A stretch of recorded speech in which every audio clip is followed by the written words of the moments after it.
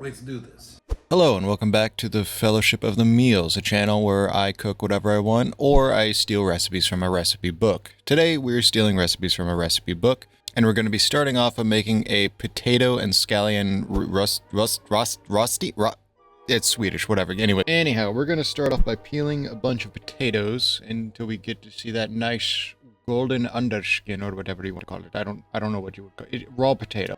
Get a bowl out, do a cool little flip with the bowl, kind of mess up, but hey, you did it still. Anyways, we're going to get our knife cleaned up, and we're going to dice up some chives after doing some fancy knife tricks. I personally would say try to get these diced up as fine as you can, but it also depends how much you like scallions. Once you get your scallions all cut up and nice and looking and whatnot, we're going to come back to the golden potatoes and we're going to grate them like a fine cheese. This definitely took longer than I wish it to take, so we're probably just going to cut ahead, but you get the main idea. You just got to grate them up real fine and pretty much set. I was also then later told that a food processor would very much speed up this process. So yeah, that's cool to know. That would have been really nice knowing earlier on. Whoops. Once we get the sharp cheddar cheese all grated up and everything, just kidding, those are potatoes. We are then going to move on to adding in our chives. Next, we're going to dice up some garlic real nice and fine, and then get that mixed into our mix right there. We're going to crack one egg into this hodgepodge of stuff, and then work up enough confidence to mix this with my hands because I don't like this texture on my hands and it's really gross to me.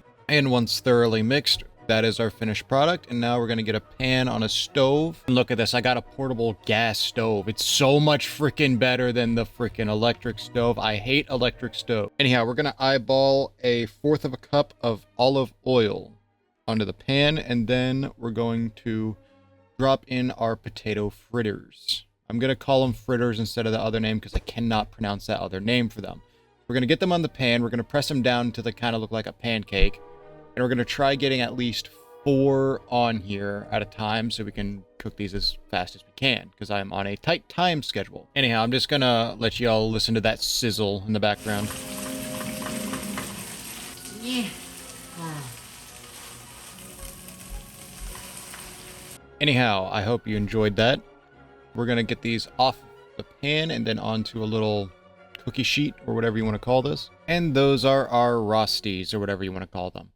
Next, we're going to move on to making a salsa that has avocado, so it's essentially more or less a guacamole per se. So we're going to start off by slicing some cilantro, and then slice and de-seed 2 tomatoes. You have them nice and diced up. We're going to mix that in with the cilantro before we throw it in the bowl.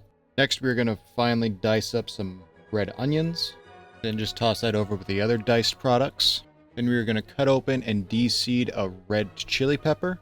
Then we're going to slice that up and dice that up or something or other. I don't know. Cut. And as I said before, we're going to get this cut up and mixed into our other diced items. Then we're going to toss that all into a bowl. Next, we're going to sharpen our blade for what comes next. These limes are going to be scared for their lives, and they don't know what's going to be coming next. Hey, buddy, guess what? You're getting cut in half, idiot. Then we're going to squeeze all the limey goodness out of every single one of these little suckers. Next up on the chopping block is going to be the avocados. We're going to cut these both in half-ish in a circular manner.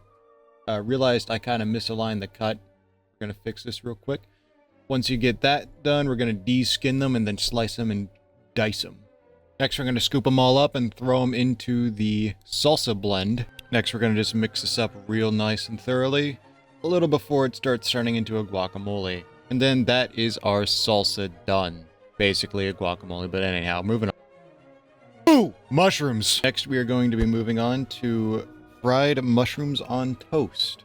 So obviously we got to de-stem, slice, dice, all the fun stuff to the mushrooms. We're going to speed our way through this, I think. Yeah, cut ahead. As a short update, I got some new fancy style of mushrooms called oysters. They are very, very fragrant of a mushroomy-esque taste. So we're going to dice all of these up and then throw them all into a bowl, and we are going to get rocking and rolling on this thing. Next, we are going to start pressing down on some garlic and then dicing and slicing those up and then throwing that into the mix as well. Next, we will need the full zest of 1 lemon. Yeah, I don't have anything funny to say here. Next, we're going to get our thyme out and then chop and dice that up real nice and fine. Then get that tossed right into our mix. We got to season this with salt, pepper, and then give it an old mix before we start cooking this thing. Next, we're going to throw in some butter into a skillet. Let that simmer, add some oil. Once it stops frothing and starts turning brown, you're going to want to start pouring in your mushrooms.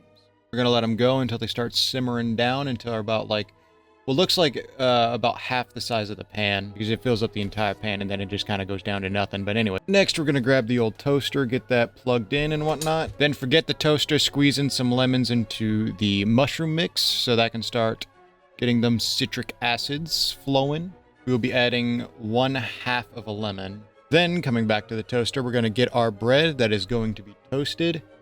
Going to get that, you know, into the toaster, and then, yeah, we made toast. Nothing special here. Here's the finished product of the toast. Then we're going to get a good old helping of those mushrooms and then lightly decorate our toast with the mushrooms, if you couldn't guess. And we're going to squeeze a touch of lemon for a little bit of extra flavor on here.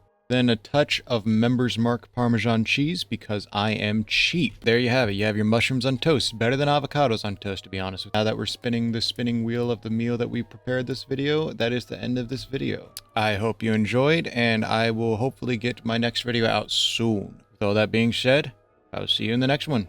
Peace.